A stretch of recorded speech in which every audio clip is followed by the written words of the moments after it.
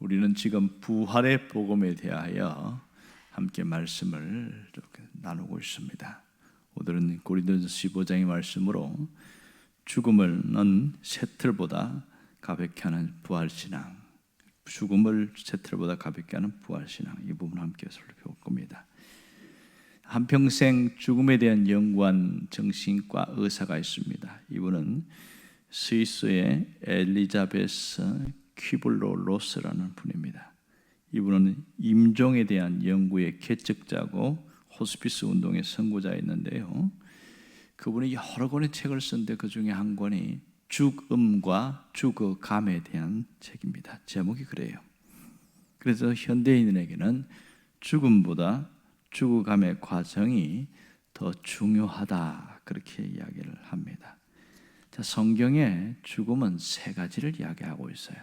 첫 번째는 육체적 죽음입니다. 이것은 생물학적 죽음을 말하고 있습니다. 숨이 멎어서 이분은 이제 운명하셨습니다, 판결을 내리는 것을 말합니다. 이것은 우리는 성경은 육체와 영혼이 분리된 상태, 이렇게 표현합니다. 두 번째 죽음은 영적인 죽음입니다. 덴버 신학교의 정성욱 교수님이 계셔요. 이분이 영적 죽음을 이렇게 표현했어요. 영적 죽음이란 육체적 죽음으로 생물학적으로 살아있음에도 불구하고 죄로 인하여 사람의 영혼이 죽어버리는 것을 말한다, 이렇게 말합니다. 그러니까 사람의 영혼이 생명력을 상실하는 것, 이것을 영적 죽음이다, 그렇게 말합니다. 그는 이어서 계속해서 이렇게 말합니다. 죽은 영혼을 가진 그 사람은 하나님과 관계가 깨어진 상태로 살아간다. 하나님과 영적으로 분리된 상태에서 생물학적, 육신적으로만 살아있을 뿐이다, 이렇게 말합니다. 결국은 하나님과 관계가 깨어진 사람은 아무 상관없다, 이런 얘기를 하고요. 또 하나는, 세 번째는 영원한 죽음이 있죠. 이것은 불과 유황못에 들어가는 지옥으로 가는 영원한 것을 영원한 죽음이다, 이렇게 말합니다. 오늘 바울이 죽음에 대한 얘기를 하고 있는데요, 그것을 사망이라고 표현했습니다. 55절에 보면 두 번 나오는데, 사망아 너의 승리가 어디 있냐, 사망아 뇌가 쏘는 것이 어디 있냐. 여기서 사망아 이렇게 말하는데, 이것은 이 사망의 궁극적인 운명을 말하고 있는데요, 이 바울이 해박한 성경 지식을 갖고 있었어요. 이 내용, 이 표현은 호세아 13장 14절의 말씀을 인용한 겁니다. 그게 보면 사망아 내 재앙이 어디 있느냐, 스오라 내 멸망이 어디 있느냐, 이 구절을 바울이 인용해서 궁극적인 사망의 이 무너짐에 대해서 다시 한번 인용한 거죠. 그런데 새 번역 성경이라고 있어요. 이 55절을 이렇게 표현합니다. 죽음아 너의 승리가 어디 있느냐, 죽음아 너의 독침이 어디 있느냐, 이렇게 표현을 했어요. 그러니까 이 죽음을 의인화해서 선포한 것인데요, 상당히 표현이 멋집니다. 인간에게는 죽음이 가지고 있는 이미지는 두려움입니다. 공포죠. 늙은이도 죽은이도 죽음만 생각하면 두려워지는 게 현실입니다. 그러나 바울은 죽음을 두려워하지 않는다, 이렇게 말합니다. 왜냐하면 죽음을 삼키고 승리한 분이 있기 때문에 두려워하지 않는다, 이렇게 얘기합니다. 사실 이 죽음에 대해서 두려워하지 않는다는 것은 아무나 할 수 없는 거죠. 자, 여기 재미있는 표현은 뭐냐면, 사망아 뇌가 쏘는 것이 어디 있느냐, 이 표현은 보면 마치 그 장수말벌, 그 강력한 독침을 가진 장수말벌의 꽁지에다가 독침을 빼낸 것과 똑같다. 누가 그렇게 표현을 해놨어요. 아주 적절한 표현 같아요. 장수말벌이 무섭긴 하지만 독침이 없으면 아무런 힘이 없거든요. 하나의 그냥 날아다니는 벌레처럼 밖에 안 보입니다. 죽음이 그렇다는 거죠. 죽음에 너의 독침이 어디냐 이 말은 생명이 그 독침을 제거해 버렸다 이런 뜻입니다. 그러니까 죽음의 공포와 독침이 제거되고 나니까 더 이상 죽음이라는 것이 영향을 못 미치더라 이렇게 이야기합니다. 이렇게 담대하게 말할 수 있는 근거는 어디 있느냐? 바로 57절입니다. 57절을 보면 우리 주 예수 그리스도로 말미암아 승리를 주신 하나님께 감사하노니 이랬어요. 핵심은 여기 있습니다. 우리 주 예수 그리스도로 말미암아. 이게 부활신앙의 핵심입니다. 예수를 통하여 부활신앙을 무장했기 때문에 가능하다. 이 말은 다시 말해서 예수 그리스도를 의지함으로써 가다 보니까 살아있는 동안도 예수님을 의지하지만 죽어가는 과정에서도 예수를 의지하니까 사실은 죽음이 두렵지 않더라. 왜? 죽음의 독침을 이미 빼냈기 때문에 그런 얘기를 하는 거예요. 그만큼 이 사망의 독침이 아무리 강력해도 그것을 빼내고 나면 아무런 힘을 못 쓰더라. 그렇게 이야기합니다. 우리가 멋진 인생을 살고 아름답게 인생을 마무리하려면 바로 바울과 같은 그런 담대한 고백이 있어야 된다. 그 얘기입니다. 정말 부활신앙 우리를 무장시켜서 그것을 능히 뛰어넘게 만드는 놀라운 힘이 있다는 겁니다. 여러분, 우리를 살다 보면 두렵게 하는 일이 너무 많습니다. 가진 것이 빼앗겼을 때에, 있는 것이 없어졌을 때에 너무나 두렵게 됩니다. 그리고 함께 했던 분이 갑자기 사라졌을 때 그 텅 빈 공간 굉장히 두렵습니다. 그래서 두렵게 하는 일들이 굉장히 많은데 사람들은 두려움을 어두움이라고 표현해요. 성경은 두려움에서 벗어나는 것을 빛이라고 표현합니다. 어두움은 빛이 들어오면 능히 이 어둠이 존재할 수 없다. 이렇게 표현하는 것처럼 우리 마음이 그렇다는 겁니다. 10년 전에 나온 책인데요. 이런 책이 있어요. 태산보다 무거운 죽음, 쇠틀보다 가벼운 죽음. 제목이 그래요. 거기에 보면 부제가 나와 있는데 뭐라고 그러냐면 중국 역사 속 40인의 죽음을 보는 삶 이렇게 써놨습니다. 거기 보면 중국 역사 5,000년 동안에 40명의 왕이나 장수나 대단한 사람들, 복군들, 충신들 다양하게 이렇게 이야기하면서 그 사람들이 남긴 그 삶과 그들의 모습을 생생하게 그려놨어요. 그 중에 가장 유명한 사람이 나오는데 진시 황제입니다.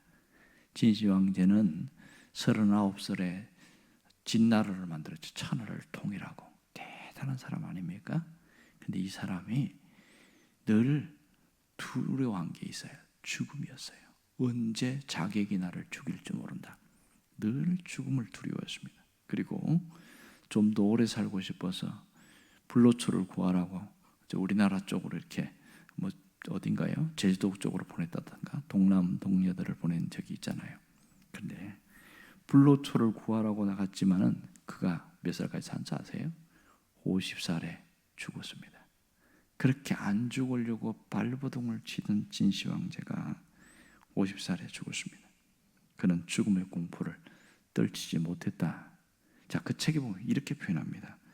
그 진시 왕의 죽음 이후로 15년 만에 자기가 이룬 통일 제국이 무너지는데 진시 왕의 잘못된 태도가 큰 원인이었다. 이렇게 표현합니다.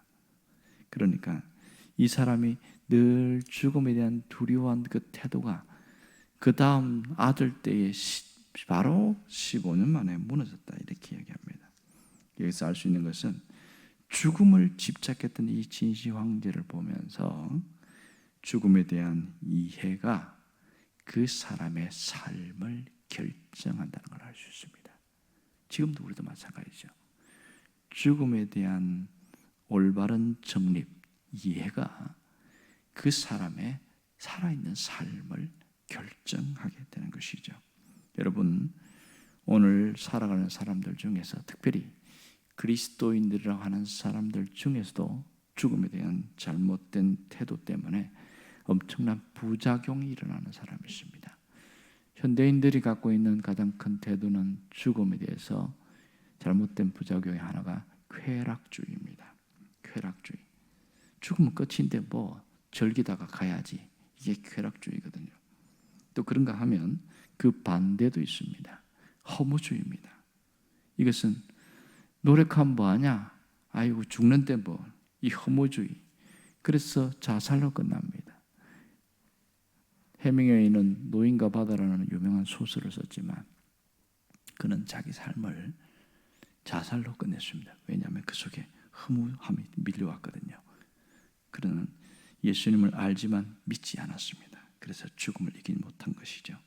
자, 정말 중요한 것은 내가 만든 죽음에 대한 바른 이해가 그 사람의 삶을 결정한다는 것을 알 수 있습니다. 정말 중요한 것은 우리에게 부활의 권능을 갖고 사는 것이죠. 부활의 권능을 힘입고 살아가는 것이 대단히 중요합니다. 팀 켈러 돌아가셨습니다마는 그분이 이런 책을 썼어요.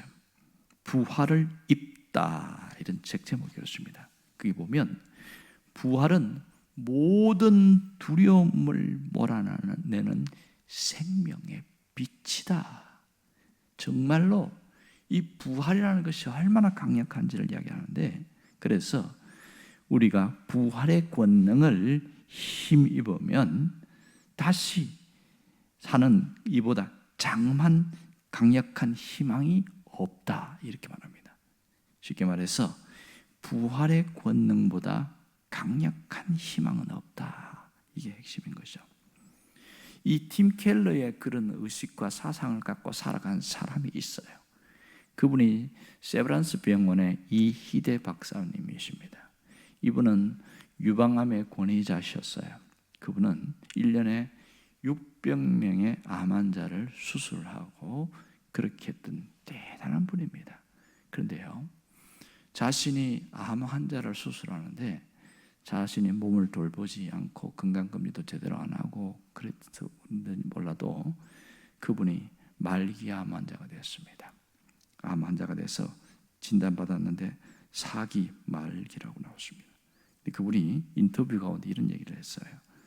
지난 7년간 암이 11번 재발했다. 간은 3번 절제했고 대장과 직장은 1번씩, 그리고 골반뼈 제거 수술도 받았다. 그리고 지금도 방사선 치료와 항암제 투약도 계속했다. 이런 얘기를 합니다. 그런데요, 11번이나 재발할 정도로 이러면 보통 사람 같으면 다 주저앉았죠. 근데 그분이 좀 견딜만 하고 괜찮아지면 다시 일상생활로 돌아가는 거예요. 다시 병원에 출근해서 또 암 환자를 치료하는 거예요. 이해가 되지 않는 거예요. 아니, 자신이 지금 암을 갖고 있는데 어떻게 다시 일상생활로 돌아갈 수 있느냐? 다 좀 쉬라고 하는데 이분은 이렇게 이야기합니다. 자신의 사명이다 이렇게 말합니다. 뭐라고 그러냐면 단 한 명의 암 환자라도 더 치료해주고 세상을 떠는 것이 내 삶의 목표다 이렇게 말합니다. 굉장하지 않습니까? 다른 사람들은 내가 어쩌다가 암 환자를 치료해주고 이몽이 됐을까? 그런데 이분은 이것이 자기 사명이라고 생각하는 겁니다. 그런데 그분은 이렇게 표현했어요. 11번 재발을 한 암, 사기, 그래도 웃을 수 있다. 그러면서 이분이 하나님께서는 암이라는 과정을 통하여 하나님의 임재를 드러내신다. 그는 이렇게 말합니다. 흔히 사기암라고 하면 암 말기라고 하는데, 하지만 나는 말기암은 없다고 봅니다. 왜냐하면 사기 다음은 오기입니다. 암을 이겨내는 단계이죠. 암을 이기겠다는 오기만 있으면 하나님이 예비하신 생명의 오기가 들어설 수 있습니다. 참 재미있는 표현이죠. 그러니까 이걸 뭐라고 하냐면 워드 플레이라고 그러는데, 사기타 하면 오기라는 거예요. 오기로 이기면 된다. 그런 멋진 말을 했습니다. 자, 그리고 이분이 한 말 중에 이런 말이 있어요. 암은 자기를 돌아볼 수 있는 기회이자 생명의 근원이신 하나님을 만날 수 있는 축복이다. 야, 어떻게 이렇게 말할 수 있을까? 암은 자기를 삶을 돌아볼 수 있는 기회이자 생명의 근원이신 하나님을 만날 수 있는 축복이다고. 그러므로 소망을 가지고 하루하루를 감사와 기쁨으로 살아간다. 이것은 부활의 권능을 가진 사람이 아니면 이런 말을 할 수가 없습니다. 부활의 권능을 가진 사람만이 죽음을 두려워하지 않고 그렇게 살아갈 수 있는 것이죠. 오늘 우리는 부활을 신앙을 갖고만 사는 자가 아니라 부활 신앙을 누리는 자가 되어야 됩니다. 이 부활 신앙의 영향력을 누릴 수 있어야 됩니다. 그 영향력을 누리는 자와 부활 신앙을 갖고 사는 사람은 완전히 다릅니다. 그럼 누린다는 게 뭐냐? 이 본문에 두 가지를 이야기하고 있어요. 하나는 감사하면서 사는 삶입니다. 57절에 보면 우리에게 승리를 주시는 하나님께 감사하노니 이렇게 이야기합니다. 단순히 감사하는 게 아니라 내 삶에 문제가 있고 어려움이 있고 환경이 나빠도 하나님이 주신 은혜가 있기에 그걸 생각하면서 생각을 바꾸고 시선을 바꾸고 모든 걸 바꾸고 나오다 보니까 입에서 저절로 감사가 나온다는 거죠. 여러분, 감사는 이렇게 나오는 거예요. 사람이 삶이 좋다고 나오는 것이 아니라 생각과 시선을 바꾸고 하나님의 은혜를 생각할 때 감사가 커지게 되는 것이죠. 또 하나는 바로 오늘 58절에 나오는 것처럼 주의 일에 더욱 힘쓰는 자로 살아가는 삶입니다. 이것이 부활신앙을 누리는 자, 부활신앙의 영향력을 누리는 자의 삶이다 이렇게 이야기합니다. 여기 58절에 보면 견실함이 흔들리지 말고 항상 주의 일에 더욱 힘쓰는 자들이 되라. 주의 일에 더욱 힘쓰는 자들이 되라. 이게 주님이 기뻐하는 일이잖아요. 주의 일이라는 게 뭐예요? 주님이 기뻐하는 모든 것이 주의 일입니다. 우리 일상 전체를 말하는 거예요. 내가 말하는 사소한 것 자체가 모두가 주의 일입니다. 그런 일 하나하나가 주님을 품고 주님을 기뻐하면서 살아가면 이게 주의 일이 된다는 거예요. 설거지하는 것도 청소하는 것도 누군가 돕는 것도 다 주의 일이라는 거예요. 이게 얼마나 놀랍습니까? 부활신앙을 갖고만 사는 것이 아니라 이제는 부활신앙을 누리는 자, 영향력을 행사하는 자로 살아갈 때에 완전히 다른 삶을 삽니다. 오늘 이 희대 박사처럼 이렇게 죽음을 두려워하지 않는 그런 강력한 삶은 내가 부활신앙을 가졌기 때문에 그 부활신앙을 내 삶으로 계속 흘려보내기 때문에 나타나는 놀라운 은혜라고 할 수 있습니다. 해마다 부활주일 되면 또 이렇게 부활에 대한 얘기를 합니다. 저처럼 이렇게 한 주간 지나면서도 새벽에 계속 부활을 강조하는 이유가 뭐예요? 알고만 지내지 말고 그 신앙으로 삶을 바꾸라는 거예요. 그 신앙으로 나를 이렇게 세우라는 거예요. 이것이 부활의 능력이 내 삶으로 흘러가는 삶이라는 것을 잊지 않기를 바랍니다. 기도하겠습니다.